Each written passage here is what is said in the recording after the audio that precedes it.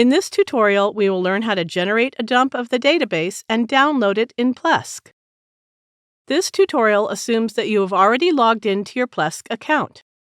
In the left sidebar of your Plesk account, there is the Databases option. Click to go to the Databases interface. Here are the databases. Now click to expand the database you wish to download. Go and click the Export Dump option. It gives an option to export the database backup under a certain folder. You can click the folder name where you wish to save.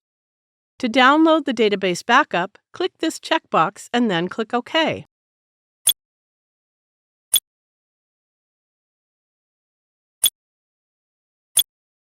The generated dump has been downloaded on our computer. Thank you for watching.